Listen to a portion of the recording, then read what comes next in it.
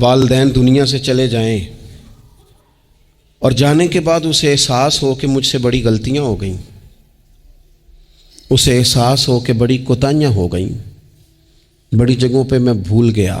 بہت سارے لوگوں کو پچھتاوا ہوتا ہے کہ یار بڑی چیزیں تھیں جو ہم کر سکتے تھے پر ہم سے نہیں ہو سکیں۔ انہوں نے پوچھا جی کوئی اب بھی کوئی اس کا حل ہے؟ تو میں نے کہا ہے نا، ہم رسول رحمت کے ماننے والے ہیں صلی اللہ تعالی علیہ وسلم۔ نبی پاک صلی اللہ تعالی علیہ وسلم نے ارشاد فرمایا، الترغیب والترہیب میں حدیث موجود ہے، حضرت انس بن مالک رضی اللہ تعالیٰ عنہ حدیث کے راوی ہیں۔ اللہ کے پیارے حبیب علیہ الصلاۃ والسلام نے فرمایا، جس بندے کے والدین یا دونوں میں سے کوئی ایک انتقال کر جائے اور وہ معاذ اللہ ان کا نافرمان ہو تو فرمایا پھر ان کے لیے دعا کرتا رہے، استغفار کرتا رہے، کرتا رہے، کرتا رہے، کرتا رہے، امید ہے اللہ اسے نیکوکاروں میں لکھ دے گا، وہ فرما برداروں میں آ جائے گا۔ شرط یہ ہے کہ وہ ان کے لیے استغفار کرے، دعائے مغفرت کرے، اب ان کے لیے وہ اب ہی شروع کر دے ان کو یاد کرنا، اب ہی اس مقام پر آ جائے، اب ہی کچھ سوچ لے، تو اللہ تعالیٰ کی بارگاہ سے کرم کی امید ہے کہ اللہ اس نے جو زندگی میں اس سے غلطیاں ہو گئی، رب اس کی ان غلطیوں کو معاف کر دے گا۔ روز استغفار کرے۔ ایک دوست نے مجھ سے ایک دفعہ پوچھا تھا کہ حضرت صاحب والدین چلے گئے ہیں، ان کے لیے کیا کروں؟ تو بڑی بڑی چیزیں بھی کی جا سکتی ہیں، لیکن میں نے اپنے اس محبت والے دوست کو یہ محبت والا مشورہ دیا تھا کہ میں چونکہ آپ کو جانتا ہوں آپ نماز میں کوتاہی کرتے ہیں، آپ نہ نماز پڑھنی شروع کر دیں۔ وہ کہنے لگے جی وہ تو میں پڑھوں گا، والدین کے لیے کیا کروں؟ میں نے کہا نماز پڑھیں، ہر نماز کی آخری رکعت میں کہو گے نا ربنا اغفر لی ولی کہو گے نا ہر نماز میں، تو کتنا بڑا اجر ملے گا آپ کے والدین کو۔ اور پھر وہ سارا اسلوب کہ پہلے آپ نے قیام کیا، پھر آپ نے رکوع کیا، پھر آپ نے سجدہ کیا، پھر آپ اتحیات میں بیٹھے، پہلے آپ نے اللہ کی بارگاہ کے اندر اس کی عبادت کرنے کا دھم بھرا، پھر اس کی وحدانیت کی شہادت دی، پھر اس کے محبوب پر درود پڑھا، اتنے سارے کام کر کے اب آپ نے آخر میں کہا ربنا اغفر لی ولی یا اللہ مجھے بخش دے اور میرے والدین کو بخش دے۔ تو بتائیے اللہ کتنا کرم فرمائے گا۔ تو اپنے والدین کے لیے ان کے جانے کے بعد بہت ساری چیزیں ہیں، کفن دفن کا بندوبست کیا جائے، جنازے کا اہتمام کیا جائے، لیکن کچھ چیزوں کو نبی پاک علیہ الصلاۃ والسلام نے ذرا توجہ سے ہمیں سمجھایا ہے اور ہماری بار بار توجہ دلائی ہے۔ ایک شخص نے عرض کیا تھا یا رسول اللہ صلی اللہ تعالی علیہ وآلہ وسلم کہ میرے والدین دنیا سے چلے گئے ہیں تو کیا اب بھی میں ان کے ساتھ کوئی بھلائی کر سکتا ہوں؟ اچھا پہلے میں آپ سے ایک بات عرض کروں، ہمیں موقع ملتا ہے ختمات شریف پہ جانے کا، ایصال ثواب کی مجالس میں حاضری کا، اور پھر اللہ تعالیٰ یہ بھی موقع دیتا ہے کہ بعض اوقات مسلمانوں کے لیے دعا کرتے ہیں اور ہمارے ذمے لگا دیا جاتا ہے کہ جناب اتنا ایصال ثواب کرنے کے لیے اہتمام کیا گیا ہے تو یہ آپ کر دیں۔ تو ہم پتہ کیا کرتے ہیں، ہم کہتے ہیں کہ جناب جانے والے کا نام بتاؤ، نام بتاتے ہیں تو ہم فلاں بن فلاں کہہ کے جو نام بتایا جاتا ہے ان کے لیے دعا کر دیتے ہیں، لیکن جب والدین کے لیے دعا کرتے ہیں پھر نام تو نہیں نہ لیتے، پھر کیا کہتے ہیں یا اللہ میرے والد کو بخش دے، میری والدہ کی مغفرت۔ اس کا مطلب ہے وہ دنیا سے چلے گئے، آج بھی ماں باپ ہیں، وہ رخصت ہوئے، انہوں نے پردہ کیا، ان کی روح کا رشتہ ٹوٹا ہے پر تیرا رشتہ ان کے ساتھ آج بھی قائم ہے، تیرا تعلق ان سے ٹوٹ سکتا، وہ تیرا تعلق، میں نے ایک دفعہ پہلے بھی کہا تھا، میرا بیٹا شاید قد میں مجھ سے تھوڑا اونچا ہو گیا ہو اور اللہ تعالیٰ نے مجھے بڑے محبت والے سنگی دیے، میں نے اپنی حیثیت اہمیت سے بڑھ کر دنیا میں محبت پائی، لیکن میں نے اپنی زندگی میں سب سے زیادہ اپنے والد کی کمی محسوس کی۔ سورہ بقرہ میں پہلے پارے میں فرمایا اللہ کے علاوہ کسی کی عبادت نہ کرو اور اپنے والدین کے ساتھ احسان کرو۔ والدین انسان کے لیے کتنا بڑا درجہ رکھتے ہیں، کیا ان کے ساتھ تعلق رکھنا، ان کی خدمت کرنا، ان کے ساتھ اچھے طریقے سے پیش آنا یہ ایک معاشرتی ضرورت ہے؟ کیا یہ ایک خاندانی تقاضا ہے یا اچھے اخلاق والے ہونے کی علامت ہے؟ نہیں، بلکہ یہ ایک دینی، روحانی اور ایمانی ضرورت ہے۔ کیوں کہ نبی اکرم نور مجسم صلی اللہ تعالیٰ علیہ وسلم سے جب پوچھا گیا تھا کہ یا رسول اللہ صلی اللہ تعالیٰ علیہ وسلم، ماں باپ کیا ہیں، ماں باپ کے بارے میں کچھ فرمائیے، تو حضور نے فرمایا تمہاری جنت بھی ہیں اور تمہارے لیے دوزخ بھی ہیں۔ اگر تم ان کے حقوق اچھے طریقے سے ادا کرنے میں کامیاب ہو جاتے ہو،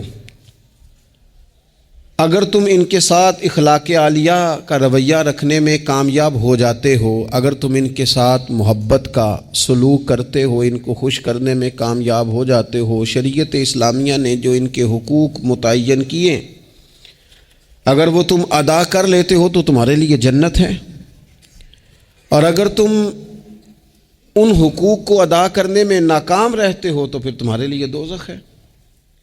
تو یہ ایک دینی، روحانی، ایمانی ضرورت ہے، اس کا ہمیں احساس ہونا چاہیے۔ ظاہر ہے ہم انسان ہیں اور والدین بھی انسان ہیں، ایسا نہیں ہو سکتا کہ ان کا رویہ ہمیشہ ہی ٹھیک ہو۔ یہ کیسے ممکن ہے کہ وہ کبھی خطا نہ کریں؟ یہ کیسے ہو سکتا ہے کہ کبھی ان کے رویے میں ترش روئی نہ آئے، وہ کبھی تلخ نہ بولیں؟ یہ بھی بہت ساری جگہوں پہ دیکھا گیا ہے، اور یہ 100% حقیقت ہے کہ بعض مقامات پر والدین انصاف بھی نہیں کر پاتے۔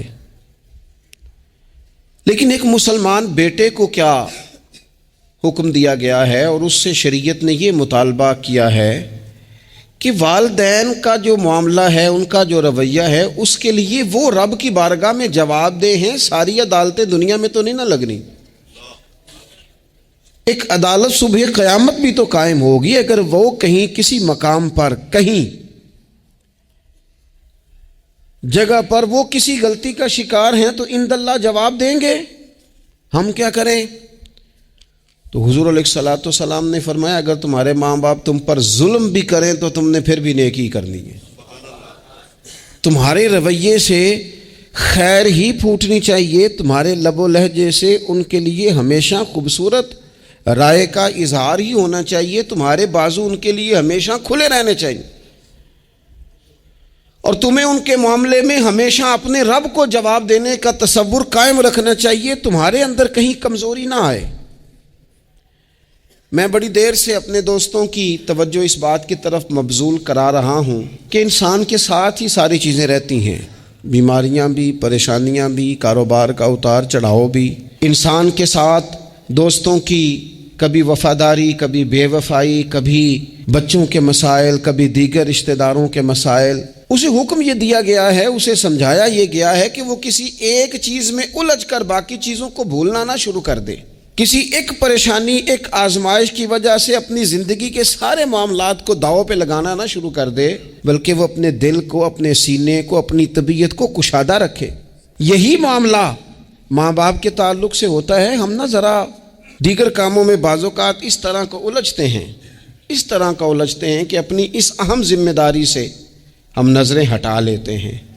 میرے نبی اکرم صلی اللہ تعالی علیہ وسلم سے ایک شخص نے یہ عرض کیا تھا کہ یا رسول اللہ صلی اللہ تعالی علیہ وسلم، میں نے نہ تیز دھوپ میں جلتی اور تپتی ہوئی زمین پر کئی میل کا سفر اپنی ماں کو اٹھا کے اس طرح کیا ہے کہ میرے پیروں میں جوتے نہیں تھے۔ اس پوری بات کو پھر سے آپ سمجھے بھلا میں نے کیا کہا۔ یعنی گرم زمین پر گرمیوں میں چلنا ایک انتہائی مشکل کام ہے، اور پھر گرمی اگر عرب شریف کی ہو اور صحرائی علاقہ ہو، اور پھر آپ نے ایک شخص کو بھی کندھوں پر اٹھایا ہوا ہو۔ یا رسول اللہ صلی اللہ تعالی علیہ وسلم، گرم موسم میں گرم ریت پر ننگے پاؤں ماں کو اٹھا کر میں نے میلوں کا سفر کیا ہے۔ خدا را میری بات کو تقریر نہ سمجھنا، یہ ایک غلام نے اپنے نبی سے سوال کیا ہے۔ اس سوال کی لذت کو محسوس کریں اور پھر جواب کا حسن ملاحظہ کریں۔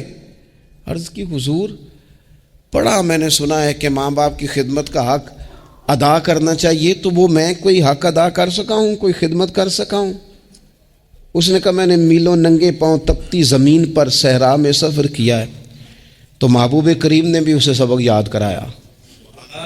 اس نے اپنی طرف سے خدمت بتائی تھی تو حضور نے ماں کی شفقت بتائی. فرمایا جب تو پیدا ہوا تھا تو تیری ماں کو درد کے جھٹکے آئے تھے.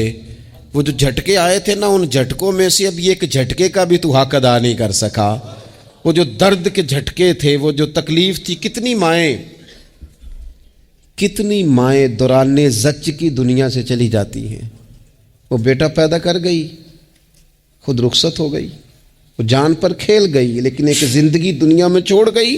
لیکن کیا کبھی ایسا ہوا ہے کہ کسی ماں نے کہیں کھڑے ہو کے کہا ہو کہ اوہو میں نے بڑا کام کیا ہے, میں نے بڑی خدمت کی ہے, میں نے یہ کیا ہے, میں نے یہ اعزاز دیا ہے, لیکن بچے تھوڑا سا کر کے نا, آپ نے ناراض نہیں ہونا, میں نے اپنے کانوں سے یہ باتیں سنی ہیں کہ جی الحمدللہ میں نے ابا جی کو حج کرایا ہے, شکر ہے اللہ کا جی, ابا جی میرے پاس ہی تھے جی, باقی بھائیوں کے پاس نہیں تھے. تو ابا جی کس کے تھے؟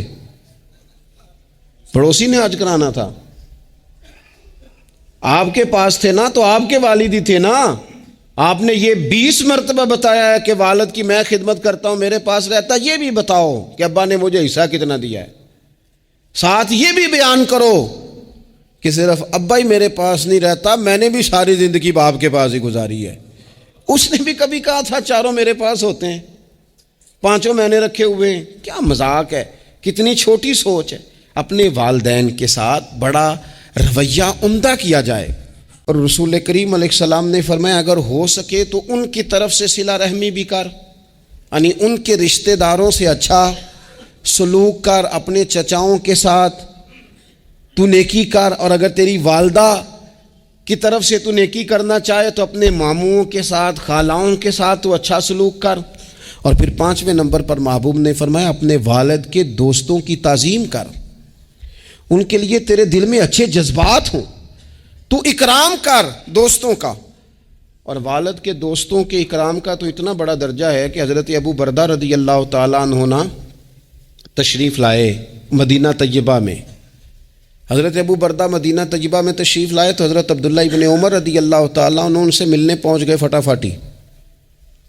مصروف آدمی تھے حضرت عبداللہ ابن عمر, بہت بڑے مفتی تھے, لوگ ہر وقت مسائل پوچھتے تھے, حج کے سب سے زیادہ مسائل انہی کو آتے تھے, اور صحابہ میں ایک بہت بڑا مقام رکھتے تھے. حضرت عبداللہ ابن عمر فوراً حضرت ابو بردہ رضی اللہ تعالیٰ عنہ سے ملاقات کے لیے پہنچے, اور پہنچتے ہی فرمانے لگے آپ کو پتہ ہے میں آپ سے کیوں ملنے آیا ہوں؟ حضرت ابو بردہ کہنے لگے میں تو خود بڑا حیران ہوں کہ آپ ایک مصروف آدمی اور آپ ٹائم نکال کر کے میرے پاس تشریف لائے. فرمانے لگے اس لیے آیا ہوں کہ میرے والد آپ کے والد کے دوست تھے, حضرت فاروق اعظم کے دوست تھے آپ کے والد. اور یہ صحیح ابن حبان میں یہ لفظ موجود ہیں. حضرت سیدنا عبداللہ ابن عمر رضی اللہ تعالیٰ عنہ فرمانے لگے نبی پاک علیہ السلام نے فرمایا ہے کہ جو اپنے والد کی قبر میں ان سے اچھا سلوک کرنا چاہے وہ والد کے دوستوں کے ساتھ اچھا سلوک کرے, وہ اس رویے کو, اس محبت کو قائم کرے, اس چیز پر خاص اہتمام کرے, خاص ذوق دے. ہمارے ہاں نا جی ہم جلدی سے مصروف ہو جاتے ہیں اور اپنے دوستوں کو زیادہ ٹائم دیتے ہیں, اپنا آنا جانا, اپنا اٹھنا بیٹھنا, اپنے شب و روز ان میں ہم زیادہ وقت گزارتے ہیں. کرنے کا کام یہ ہے کہ تھوڑا ٹائم نکال کے, تھوڑی فرصت دیکھ کر اس پر تھوڑی توجہ دی جائے. اسی طرح معروف روایت سیاستہ میں موجود ہے, حضرت مالک بن دار کہتے ہیں کہ میں حضرت عبداللہ ابن عمر کے ساتھ جا رہا تھا تو میں نے دیکھا ایک بدو ننگے پاؤں اور ننگے سر آ رہے ہیں. حضرت عبداللہ ابن عمر نے فٹافٹ انہیں اپنی سواری بھی دے دی, سیاستہ سے حدیث عرض کر رہا ہوں, سواری بھی دے دی اور پگڑی بھی دے دی. فرماتے میں نے عرض کی حضرت عبداللہ ابن عمر سے کہ حضور یہ بدو ہیں, یہ تو تھوڑے سے نذرانے پہ بھی خوش ہو جاتے, آپ کوئی عام معمولی سا تحفہ بھی دیتے تو راضی ہو جاتے, اور آپ نے پگڑی بھی دے دی اور گھوڑا بھی دے دیا. حضرت عبداللہ ابن عمر کہنے لگے یہ کوئی عام آدمی نہیں, یہ میرے والد کے دوست ہیں, اور والد کے دوستوں سے محبت کرنا یہ ہمیں رسول رحمت نے سکھایا ہے. کیونکہ اصلاں نال جے نیکی کریے تو نسلاں تاک نہیں پول دے. محبتوں کو قائم رکھنا, ان کو دوام دینا. ہمارا تو چچا کے ساتھ سلوک نہیں رہتا, توجہ نہیں رہتی. ہم نے اصال ثواب کا جو مفہوم بنا لیا ہے وہ بڑا گڑبڑ ہے۔ اگر تو کسی کے پاس بہت زیادہ پیسے ہوتے ہیں تو وہ اصال ثواب کی محفل ویسے ہی ایک سیاسی اجتماع بن جاتی ہے، اور جو عام لوگ ہیں ان کا زور کہیں نہیں چلتا، تو چلو مسجد میں تو چلتا ہی ہے نا، وہ آ کے کہتے ہیں مولوی صاحب کو کہ بچے بھیج دیں اور پورا قرآن پاک پڑھانا ہے ہم نے۔ بھئی نبی پاک علیہ السلام نے تو فرمایا جتنی دیر دل جمے اتنی دیر پڑھو، آپ نے کیوں پابند کیا پورا پڑھنے کا؟ اور پھر اللہ تبارک و تعالیٰ اگر معاف فرمانے پہ آئے، وہ تو پتر بسم اللہ بھی پڑھے تو اللہ باپ کو معاف فرما دیتا ہے۔ ہر بیٹے کے لیے اس کے باپ کی قبر مزار ہے، ہر بیٹے کے لیے اس کی ماں کی قبر مزار ہے، اس پر بھی حاضری دو، حاضری کا مزاج بناؤ، یہاں جا کر کے نا حاضری دے کے آؤ۔ میں قبرستان سے نکل رہا تھا تو ایک دوست نے مجھے کہا کہاں ہیں؟ میں نے کہا میں اپنے والد صاحب کی قبر پہ حاضری دے کے آ رہا ہوں۔ کہنے لگے ان کا مزار کہاں ہے؟ میں نے کہا وہ آپ کے لیے تو کوئی روایتی مزار نہیں ہے، وہ میرے لیے مزار ہے، کیونکہ میرے والد ہیں نا، وہ راضی ہوں گے تو رب راضی ہوگا۔ والدہ کے لیے نبی پاک نے فرمایا اس کے پیروں کے نیچے جنت ہے، تو جس کے پیروں کے نیچے تیری جنت ہے، بتاؤ اس کی قبر تیرے لیے مزار نہیں؟ اس کی قبر تیرے لیے باعث فیوز و برکات نہیں؟ تو نبی پاک صلی اللہ علیہ وسلم نے فرمایا ایک روایت میں، جو ہر جمعے والے دن اپنے والدین کی قبر پہ جائے گا، اللہ تبارک و تعالی جانے والے کی بھی بخشی فرما دے گا۔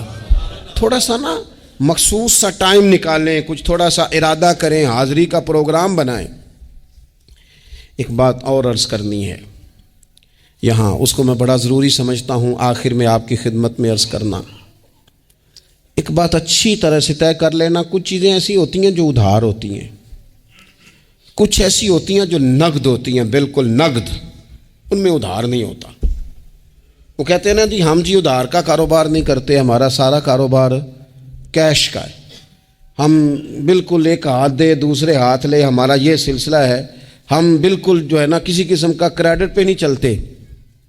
میں آپ سے عرض کروں، نبی پاک علیہ السلام نے فرمایا کسی جرم کی سزا اللہ تعالیٰ دنیا میں نہیں دیتا اتنی جلدی، بہت ساری سزائیں رب نے روک دی ہیں، قیامت کو دی جائیں گی۔ اللہ تعالیٰ سب سزاؤں سے ہی ہمیں محفوظ فرمائے، لیکن فرمایا والدین کی نافرمانی ایسا جرم ہے جس کی دنیا میں بھی سزا ملتی ہے، دنیا میں بھی، یہ طے ہے۔ حضور علیہ السلام نے کبھی کسی شخص کے لیے دعائے ضرر نہیں کی، حضور نے تو کبھی یہ بھی نہیں کہا، جو پتھر مار رہے تھے کہ یہ تباہ ہو جائیں، برباد ہو جائیں، ان کی ناک خاک آلود ہو جائے، لیکن سیڑھیاں چڑھتے ہوئے جو مشہور حدیث ہے، محبوب نے آمین کہا، اور پھر حضرت جبریل نے جب 3 لوگ بتائے تو ان میں ایک بندہ وہ تھا، حضرت جبریل امین عرض کرنے لگے یا رسول اللہ صلی اللہ تعالیٰ علیہ وسلم، جس نے اپنے ماں باپ دونوں یا کسی ایک کو بڑھاپے میں پایا اور پھر ان کی خدمت کر کے جنت حاصل نہ کر سکا، اس کی ناک خاک آلود ہو جائے، تو حضور فرماتے ہیں میں نے بھی کہا آمین، ہو جائے، اسے ہو ہی جانا چاہیے، یہ شخص اس طرح کا ہے کہ اسے خاک آلود ہو ہی جانا چاہیے۔ کبھی بھی زندگی میں اپنے والدین، کیا ہمیں دعا سکھائی قرآن پاک نے، کہا وَقُرْ رَبِّ ارْحَمْهُمَا كَمَا رَبَّيَانِي صَغِيرًا، آپ کہیے، آپ یہ دعا کیجئے کہ اے میرے پروردگار ان دونوں پر رحم فرما جنہوں نے بچپن میں مجھے پالا، ان دونوں پر رحم فرما۔ اپنے والدین کے لیے اپنے تھوڑے سے دل کو بڑا کریں، کچھ چیزیں اپنی زندگی میں طے کریں، کچھ معاملات اپنی زندگی میں۔ ہمارے ایک استاد تھے گجرانوالہ میں، نام لیتا ہوں، حضرت مفتی عبداللطیف صاحب رحمۃ اللہ علیہ، یہ حضرت محدث اعظم کے شاگرد ہیں، اور اعلیٰ حضرت کے بڑے صاحبزادے حضرت حجت الاسلام مولانا حامد رضا خان صاحب رحمۃ اللہ علیہ کے یہ شاید واحد مرید تھے ہمارے شہر میں، مفتی عبداللطیف صاحب قادری حامدی۔ گجرانوالہ میں شاید کوئی شخص ہو جس نے گجرانوالہ میں پڑھا ہو تو وہ حضرت کا شاگرد یا شاگرد کا شاگرد، یہ ان کی زندگی تھی۔ ان کی والدہ کی بڑی لمبی عمر ہوئی تو ان کے بعض کلاس فیلو نا، استاد صاحب کہتے ہیں مجھے مذاق کرتے ہیں، وہ کہتے ہیں رات کو محفل پہ آنا ہے، تو استاد جی کہتے ہیں میں امی سے پوچھ کے بتاؤں گا۔